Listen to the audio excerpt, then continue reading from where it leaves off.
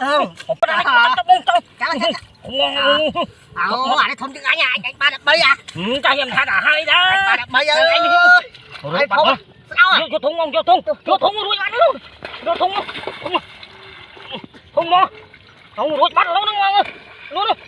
Thùng luôn đi. Đuổi bắt lâu anh. Cả đứa lại con vũ. Bắt lâu.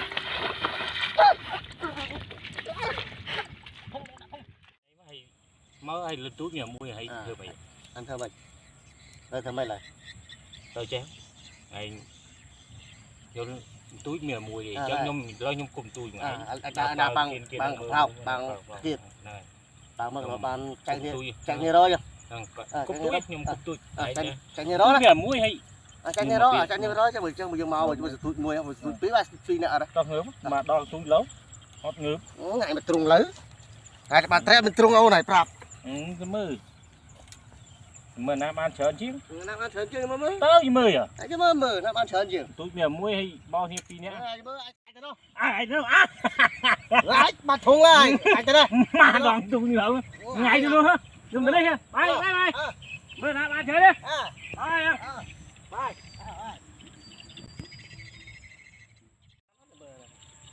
Mới anh nè ba cái anh nè vợ trai ba đơn rồi với không sao không đi à không sao sao mà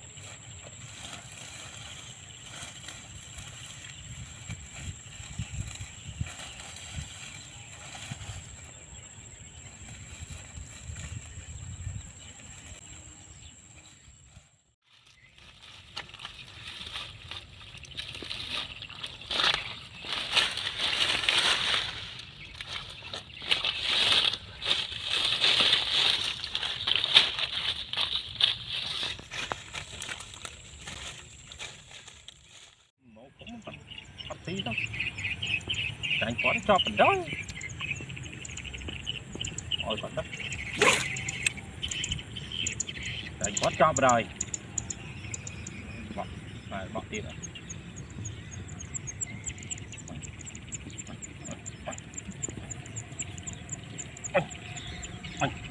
đi đánh một bạt cho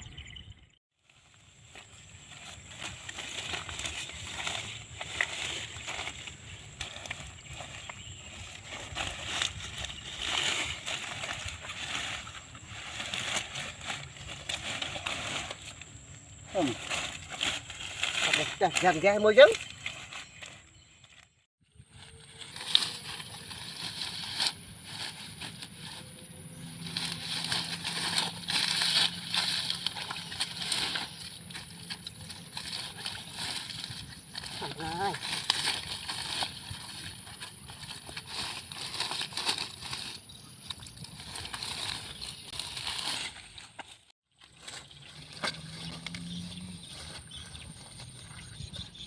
ơi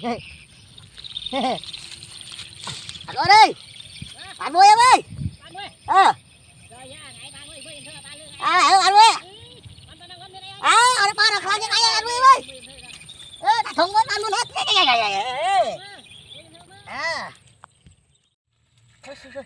anh ơi đây quay tiền đây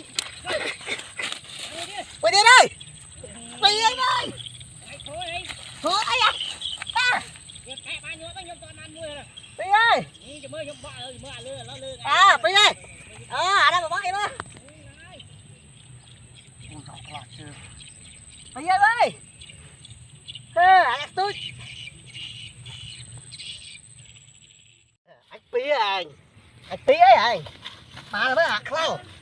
Bót ra anh.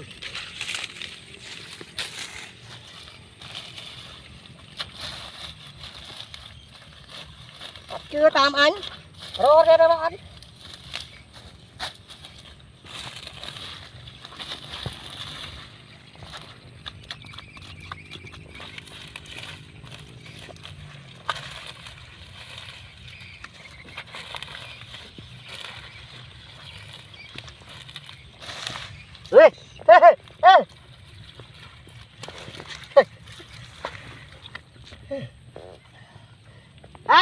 Ôi trời ơi.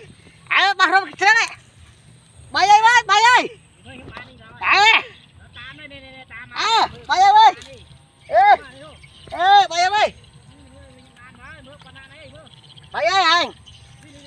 À.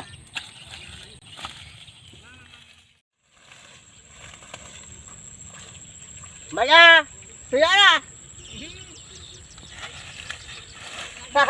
Ôi chạy nhanh đi.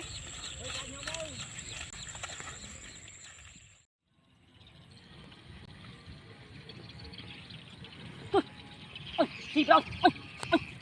Ui! Ôi! Ôi! Ai chị à? Không có liệu. Bang cho bạn. Ăn lại không? Ăn cho anh đi. Đừng. Nó không mà đây mà. Đừng không. Anh mơ mơ. Đừng. Đừng tin tăng phải biểu bốn mặt. Phải biểu bốn mặt. Phải biểu bốn mặt. Phải biểu bốn mặt. Lại đâu anh đi. Phải bốn mặt lại cho tụi mơ. Lại tụi mơ. Mơ không là tôi. Con nào đấy. Tụi mơ không mày. Không mày. Không á, tập lấy việc bút mặt lên. Không. Nè, tôi chặt chưa.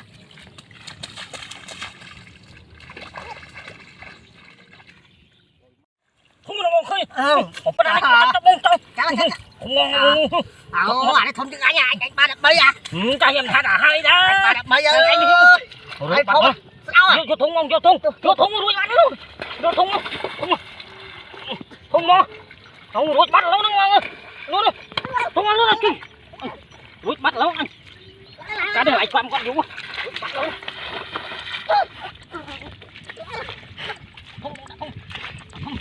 Không. Ôm nặng luôn. Thôi mà. Chọt mà đó. Không mà. Tôi anh bắt bấy ra đi. Tôi bùi. Mà không anh cho này mà. Hôm nay có bảo phải mình tích á. Có ban cái thạch kia à? Không mấy mà. Không biết nè. Banana này. Nó ra này nhóm cái gì là thằng anh. Bạn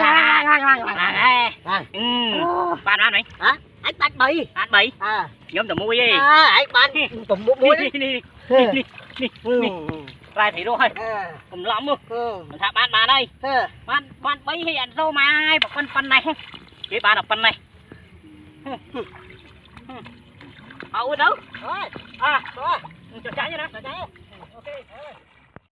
Đó bạn muối ấy. Đó tê hay. Mẹ hữu đây nè, nó xa đây nè. Phép đó thì đâu. Tôi biết. Mà tê hả này. Hữu đây. Nè. Kìa bông. Nè. Đó tôi. Bọc thấy rồi mà. Tụi gì? Thấy rồi cái chót đây nãy thôi. Nãy bông nãy chạy anh á. Này. À, bông đánh đây vậy. Nè, nè. Non sầm nang. Đây anh non sầm nang luôn. Đó. Đây em được đó mà. Bye bye, tê hai. Bye bye.